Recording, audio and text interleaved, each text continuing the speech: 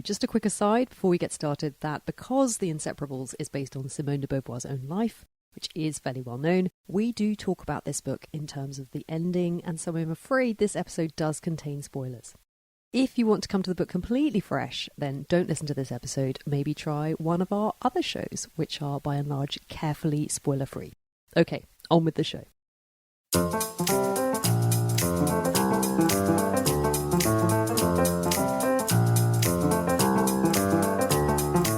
Hello and welcome to the Book Club Review. I'm Kate, and this is the podcast about book clubs and the books that get you talking. It's a special episode today, a minisode if you will, as I'm joined not by Laura, but by friend and fellow podcaster Anna Baillie-Karas, whose podcast Books on the Go is regularly on rotation for me. Anna, it's so lovely to have you here in the shed. Lovely to be here. This is a brief visit to the UK from your home in Adelaide, Australia, but you lived in London for a while, didn't you? Is it nice to be back? It is. We've really missed it. And during the pandemic, couldn't really travel. So it's our first trip back for a couple of years. So your show, Books on the Go, you do a podcast every week. You have a book of the week. You have a lot of reading to get through. And I was curious to know, I mean, it's the cliche question, you know, how do you fit in the reading? But I do think it's interesting. What are your reading habits? How much time do you have to spend to get through it? How do you read? That's such a good question. I do get asked a lot, how do I fit in reading? And there are a couple of things. One, I probably watch less TV than I used to, as in I'll read rather than watch TV, unless there's a good show, you know, a series that I'm really engrossed in. So that's one thing. So often in the evenings, if I have a chance after the kids go to bed, I'll prefer to read. I think the other thing I find is that if I'm not enjoying a book, I will stop reading it. I find if you're enjoying a book, you will get through it quite quickly because you want to go back to it. So you'll make time over lunch or whenever it might be. Whereas if I'm not enjoying it, it will drag and it will just take me weeks to finish it because I just find I'll read the paper instead or I'll watch TV instead because I actually don't want to pick it up. And so I'm quite ruthless now about bailing on books, and I have opinions about it, and I recommend to anybody, do not keep reading if you're not enjoying it. I mean, maybe give it 20 or 50 pages, but you'll read a lot more if you can let go of books that you're not enjoying, and you'll be reading better books, or better for you. I think that's the other secret. Quite often when I listen to your show, I do find myself wishing that I was there and I was able to have this chat with you and Amanda or Annie, your co-hosts, and be there with you. And then here you are. Oh, you have to come. You have to come to Australia. Oh, I'd love to. So I thought we could maybe do a mini Books on the Go, London style. So if we were going to emulate your show, what would we need to start with? Oh, we have book news. Book news. So is there any?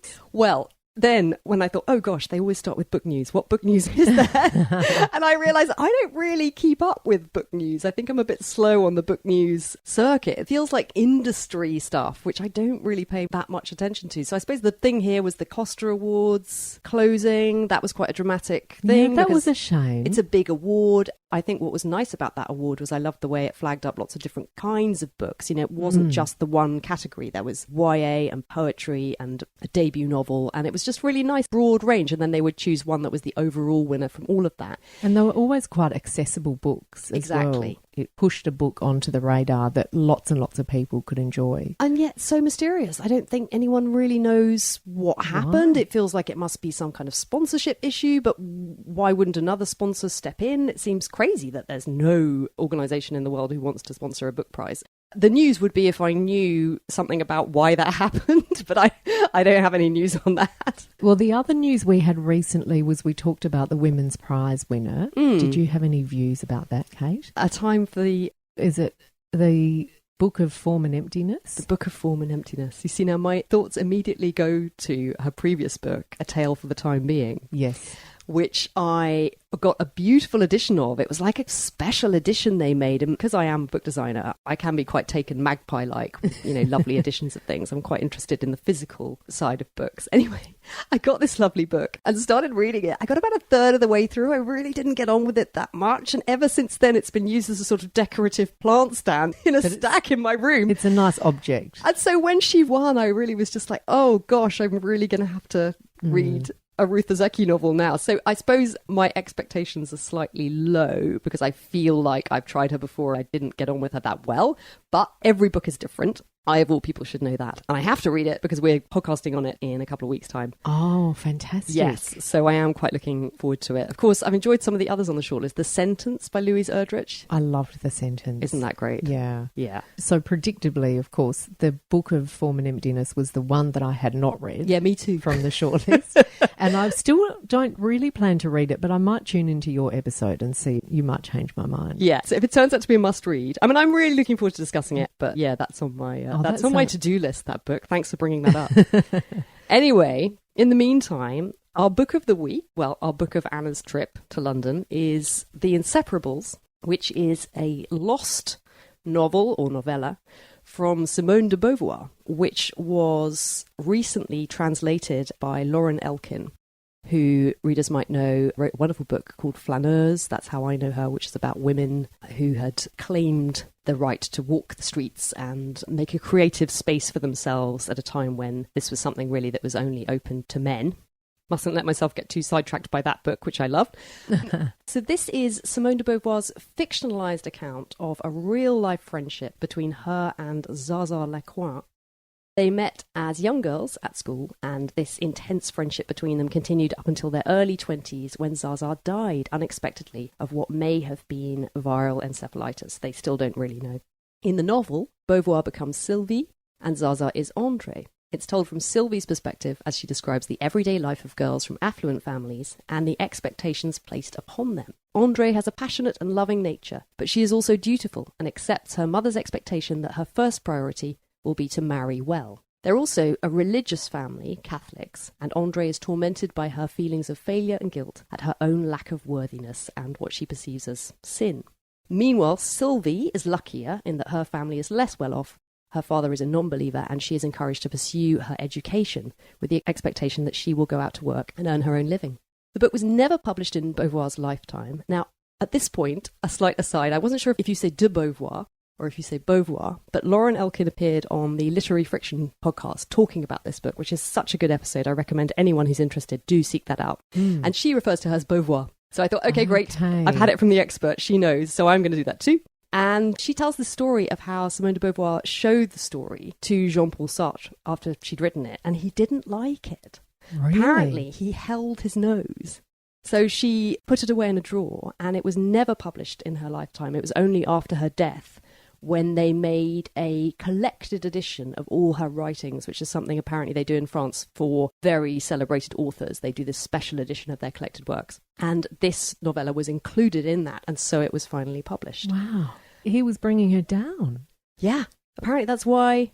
Oh. And I think she herself had doubts about it, perhaps, and he then confirmed that. But what's really interesting is that this story of her friendship with Zaza and this relationship between them apparently is something that she just returned to again and again in her writing, and it became part of her memoirs, and then she wrote this fictionalized account of it, and she couldn't leave it alone. And there's something really interesting about that, why she couldn't let it rest. The Daily Telegraph review says, this lost novel by a giant of 20th century letters reads surprisingly like a French Elena Ferrante.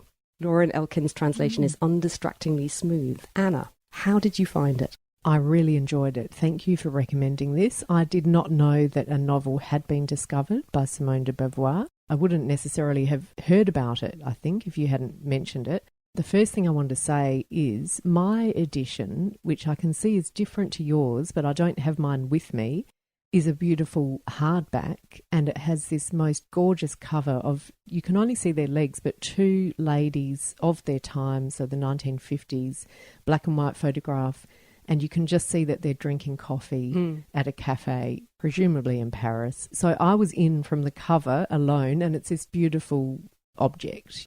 On mine, on the back, it just says, life without her would be death. It's not on and this that's one. All that's on the back, just that quote from the book. So it's a really striking cover. And then I started reading it, and I felt as if I was stepping into Paris.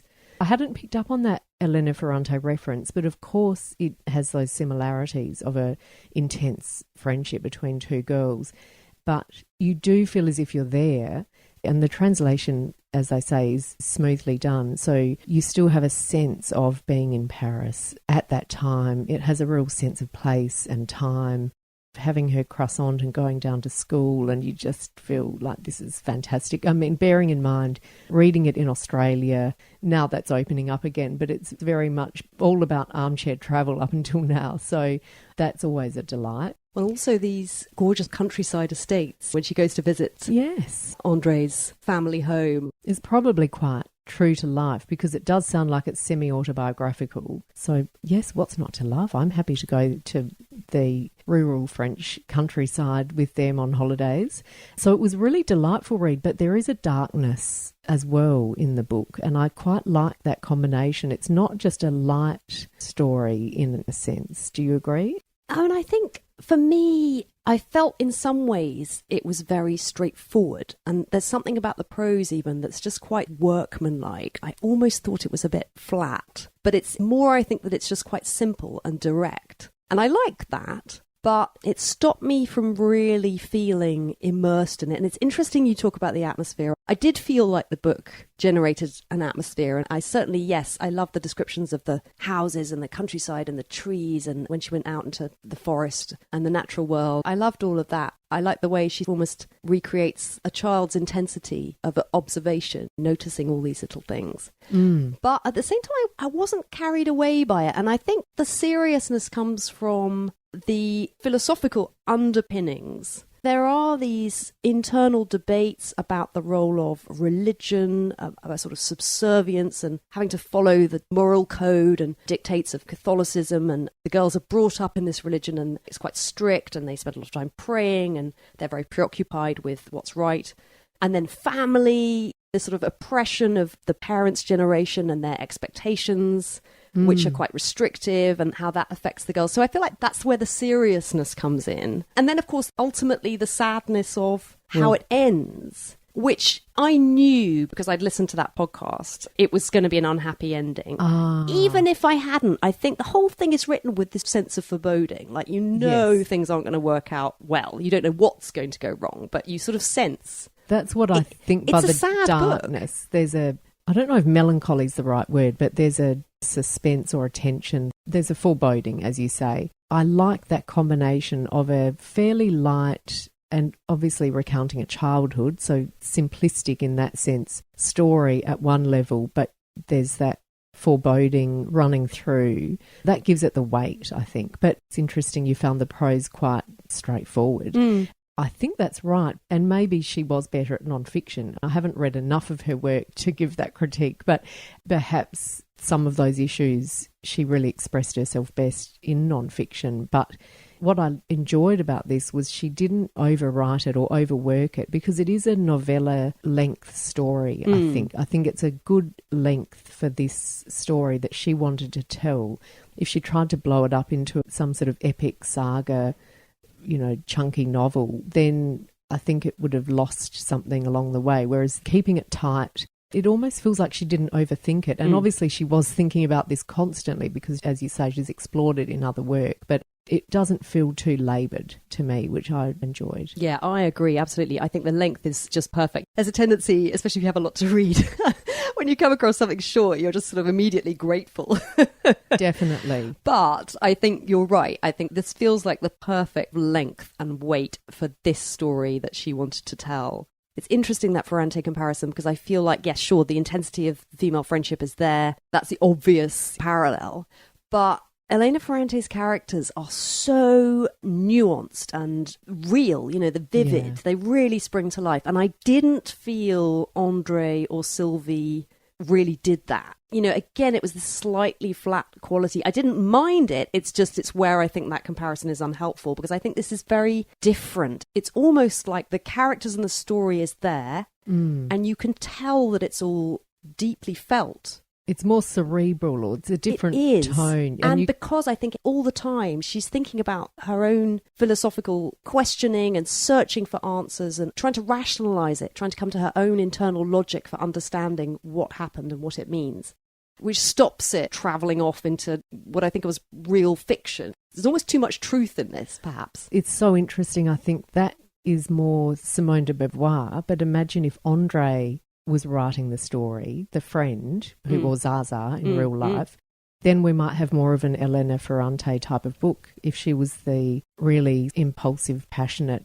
one. Yes. Whereas Simone de Beauvoir is the real thinker and more academic. I mean, maybe Sartre was right. Maybe he was just saying, look, stick with the non-fiction. I mean, I don't know. But obviously, I hate it. the fact that she showed it to a man and he said, nah, it's no good. And she immediately put it in a drawer. But at the same time, I confess to having had that thought, was Sartre right?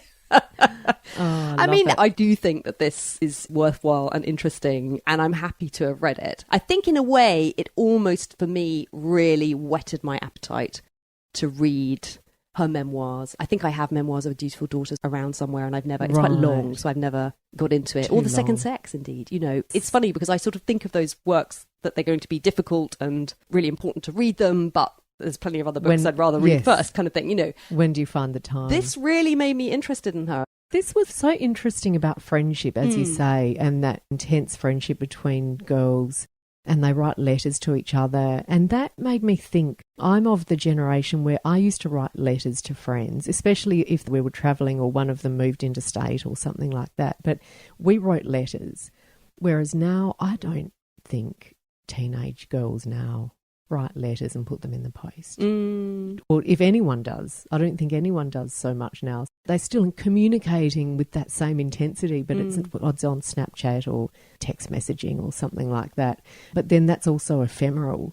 Whereas Simone de Beauvoir has those letters. So in my edition, probably in yours, there are extracts of the letters that the girls wrote to each other. And so you have that, for better or worse, as a record even after she passes away. Whereas what would you have of a famous author who grows up today, who's Snapchatting and texting with a close friend? You'll never know what was communicated. Yeah, and it's a really slightly horrifying question about what's going to happen to our culture, isn't it, when we have no record anymore. I love those photographs and letters at the back of the book, and when I got to that, I really looked at them very intensely. I love this one. There's a portrait of Zaza, 1928, and does she not just look like someone you immediately would want to be friends with? Yes. She looks great. Yeah. And that can't have been, she died when she was 21, so that must have been, you know, she's probably 20 in that picture. So we're doing spoilers. Yeah. Well, but then I feel like it's out there, you know. I mean, you didn't know, but I certainly came to this knowing a bit about it already. It's tricky with those books where the story is already quite well known. And it's got the introduction by Deborah Levy, hasn't it? And I didn't read that because it said, which I appreciated, it said, because I've been caught out before with these introductions. This introduction contains spoilers. So immediately I skipped it and just read the story. Then I went back to it later. I think the other thing for me was the packaging up of this story with this introduction by Deborah Levy, little foreword by Lauren Elkin, and then the afterword by Sylvie Le Bon de Beauvoir, who was Simone de Beauvoir's adopted daughter. And so she is responsible for her papers and her archive. And so there's an afterword by her where she talks in more detail about some of the philosophical ideas underpinning the book. When I read the afterword, she's talking about how André was so stifled by her bourgeois family. She wanted to escape, but she couldn't. She says, there was nothing worse or more scandalous for Simone de Beauvoir, and that is what she wanted to explore in her novella, which we might think of as a philosophical scandal, because it is an attack on human rights themselves. Affirming the absolute value of subjectivity would remain at the centre of her thought and her work. Not of the individual, just one of many others on a larger scale, but of unique individuality, which makes each of us the most irreplaceable of beings, as Gide put it. The existence of that awareness here and now. Love that which you will never see twice.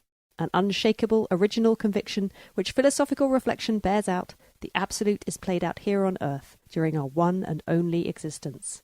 Understood in this light, the stakes for Zaza could not be higher. Now, I don't know about you, but I read that and thought, You know, I just found it all a bit abstract and difficult to grasp. But then Deborah Levy, bless her, in the first line of her introduction suddenly made it feel relevant and something I could get my head around. She says, in every decade of my life since my 20s, I have been awed, confused, intrigued and inspired by Beauvoir's attempt to live with meaning, pleasure and purpose. Be loved, be admired, be necessary, be somebody, she insisted in her autobiography, Memoirs of a Dutiful Daughter. Yes. You know, suddenly you're, yes, I'm right there. It feels Thank you, Deborah Levy. Yeah, she's the queen. But so I think framed by Levy, and then you get to read this story, and then you get to see these images at the back, and the dedication, which then becomes impossibly moving. She just writes, "For Zaza, if there are tears in my eyes tonight, is it because you are no longer alive, or because I am? I should dedicate this story to you, but I know that you no longer exist anywhere, and my writing to you like this is pure literary artifice. In any case, this isn't really your story, only one inspired by us. You were not Andre, nor was I Sylvie, who speaks in my name." And, this sense that this dear friend who was so important to her lives on in her writing, that she's recreated her, she's captured her, she's there forevermore. That's really moving. Yeah, I was thinking there are a few themes that you've touched on in the book, and one is that restrictions on women, but also restrictions that families place on their children, and in this case, and so many others, with religion involved. And you could substitute the Catholic religion with many other religions that are oppressive in different ways and where the children can't be who they want to be. The book also made me appreciate that Simone de Beauvoir, in that time and in that context, went on to further studies and found her tribe, found her people that she could sit in cafes with, discussing all the big issues that she was clearly born to do. She's obviously such a lucid thinker. She was able to use her intellect, and it made me realise there are so many women that we haven't heard of that didn't become Simone de Beauvoir, but who might have done. And I suppose Zaza in real life was one of those women, and it's a way of bringing her back to life or keeping her alive. But also she represents all women who didn't get to do that for whatever reason, because there would have been so many examples. Yeah. So on the one hand, it's quite a tender book, but on the other hand, it's quite an angry book. And I love that about it. So, yeah. But is it a good book club book, Kate? Well, I think... Again, I love that it's short, which increasingly I've come to think even book clubs are grateful when things are short. But there's a lot of weight to it. If you've never read her, which I never had, I knew about her, but I'd never actually read anything by her. I didn't really know that much about her life. So I love it as a taster and a way to whet your appetite for reading more. That's how I felt about it. Yeah. I really enjoyed it. I didn't know if it would be a good book club book in the sense of really prompting strong opinions where people love or hate the characters, if there's enough meat in it Is there enough to it? Really get stuck into a long discussion. But then again, we've found a lot of things to uncover, haven't we? Yeah, well, there you go, listeners. It's probably one of those ones where it's about your book club and what your book club is going to bring to it. Yes. But I'm sure they will thank you for it being quite short. Yes, absolutely.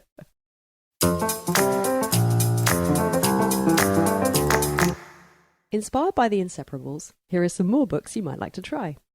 Anna. I picked up on the Paris vibe and the female friendship theme, and it made me think of a book called Petronille by Amélie Nothomb and translated by Alison Anderson. Amélie Nothomb, I think, is a Belgian writer, but this one is set in Paris, and I think she writes in French. Correct me if I'm wrong. Yes, Petronille by Amélie Nothomb, translated by Alison Anderson. The narrator really enjoys drinking champagne. My kind of girl. Yeah, exactly. And she finds a friend who also really appreciates champagne. And when I say appreciates, she will not eat for hours before she has her first sip of champagne so that it really has the maximum effect, if you like. So she meets this like-minded friend, and the book is about that friendship. And again, a bit like the Inseparables, it has a lightness to it. And Amélie Nothomb in some of her books is very, very funny. But there's also a darkness to this book, which I won't spoil. But again, a short novel. So we love that as well. Mine is non-fiction. It's At the Existentialist Cafe by Sarah Bakewell. Do you know her? She once wrote a book about Montaigne that I really loved. So I love her books. I loved At the Existentialist Cafe, and it had a great cover involving apricots or some sort of fabulous drink. It just made me want to be one of those people that hangs out at cafes. She has a very engaging style. She obviously knows so much about all of those thinkers, but she's able to communicate it in a way that's fun, entertaining, and still intellectually rigorous. Absolutely, that is her genius. You feel like you're there. It tells the story of modern existentialism, focusing on Jean-Paul Sartre, Simone de Beauvoir, and Heidegger, Husserl, Camus, Karl Jaspers, and Merleau-Ponty, who was the one that I had never heard of before. who I think was the model for Pascal, the love interest in The Inseparables. And what's funny about that is that he comes across very well in The Inseparables. Yes. And I remember in the Existentialist Cafe, he was the one I liked. He sounded great. So was he quite a sort of charismatic figure. Existentialism, just in case anyone needs a reminder, is the philosophy that existence in itself is meaningless and morality is a fiction. Which I always get a bit lost in all the different concepts, but that's that one. Food for thought. But Sarah Bakewell makes it really fun. She does, because she just makes it seem, as you say, fun and interesting, and you get caught up in the excitement of these ideas. And I think in the discussion and debate that was going on between them all the time, The Guardian said Bakewell's book offered a fresh take on a discipline often deemed daft and pretentious. But I think that's just our slightly snobbish English way of, the French, the existentialists, with the black polo necks. Because it is really interesting, and Bakewell absolutely brings it to life. And as you say, apricot cocktails. Oh. We did that for my book club, and it was a great one, actually. It was a good discussion book. Really fun. I did have one other one, but I haven't read it. One for the TBR. Last Summer in the City by Gianfranco Caligaric, with an afterword by Andre Aciman, and it's translated by Howard Curtis. This is a book I picked up yesterday for Kate because it looked like a good companion read to The Inseparables. They're calling it a forgotten classic. So again, like The Inseparables, written many years ago and rediscovered. It's set in the 1960s, and the main character, Leo, lives a precarious life in Rome. So I just thought, Kate, if you feel like going to Rome, so not Paris, but... I've never been to Rome. It's a real admission. How can I have got to the age that I am and I've never been to Rome? Well, coming from someone who lives in Australia, you could quite easily have done that. But I think, I've been to Australia several times, though. I've never been to Rome. But time to go to Rome. And this, again, is a short novel you can pack in the suitcase very easily, or your carry-on, indeed. Then he meets Ariana, and all night they drive the city, talking and talking. They eat brioche for breakfast, drink through the dawn, drive to the sea and back. So I just love the whole sound of that. I thought that sounded glorious. Summer reading. And it's summer reading, very much the seaside. And then what follows is the year Leo fell in love and lost everything. So there's obviously a devastating aspect to it. Le Figaro describes it as a masterpiece. Elle says dazzling in every detail. The New York Times Book Review says a time capsule of love and existential drift in a lost Rome, ripe for rediscovery. Oh, that sounds like it will fit in absolutely perfectly. Yes. Well, my last one is another memoir. This is one that I talked about on the podcast. I sort of discovered it. I can't remember now. I think some little thing I saw online, some tweet or something alerted me to the existence of this book. And I ordered it from the library. And it came, and I absolutely loved it. It's by an author called Deirdre Bair, who we probably wouldn't be familiar with now, but there was a time when she was very well known, and the thing that she was well known for was her biography of Samuel Beckett.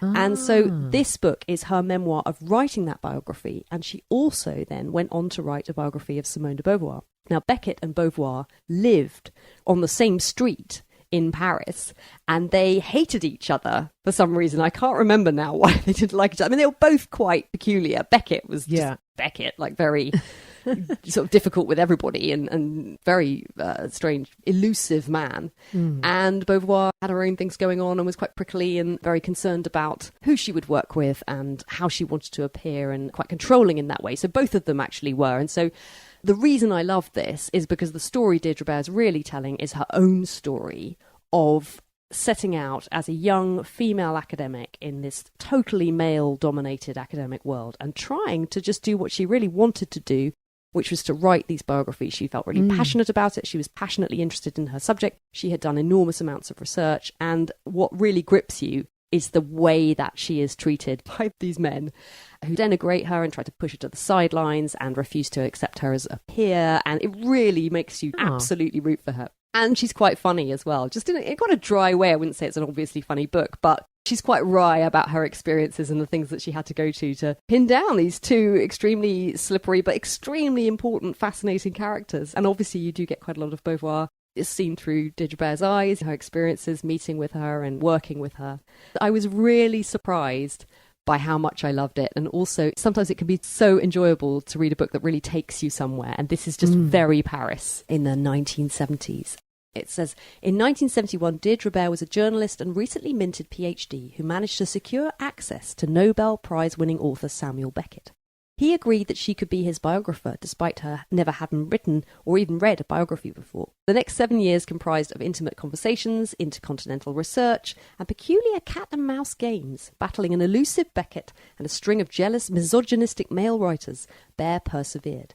She wrote Samuel Beckett a biography which went on to win the National Book Award and propelled Deirdre to her next subject, Simone de Beauvoir. The catch, de Beauvoir and Beckett despised each other and lived essentially on the same street. Bear learned that what works in terms of process for one biography rarely applies to the next. Her 7-year relationship with the domineering and difficult de Beauvoir required a radical change in approach, yielding another groundbreaking literary profile and influencing Bear's own feminist beliefs. Wow. It's a little bit obscure, but I urge you to seek it out. I'm not sure it's in print here in the UK. I think it's still in print in America, but you can absolutely find secondhand copies very easily, or your library. This kind of thing is what libraries are made for. That's right. And it's great. Again? It's absolutely riveting. It's called Parisian Lives. Oh, I have to have a look for that. I loved it. After I finished it, I really wanted to read the Beckett biography. But of course, I've never got around to it. But I would be really interested to do that. But I think this story, the thing that really hooks your attention and makes it so engrossing, is her own story. Anyway, yeah, so that's my second pick. I love books that work like that on two levels, where you're getting one story, but also an insight into the author's story. Absolutely, yeah, and she's great. And, you know, she had 2 children, so she was trying to juggle family life as well, and that's quite interesting. You root for her all the way. It was great. Well, Anna, it has been so nice to have you here. It's such an unexpected treat. Finally, I did get to sit down and do a book on the go with you, which I've loved. Thanks so much for joining me. Thank you for having me.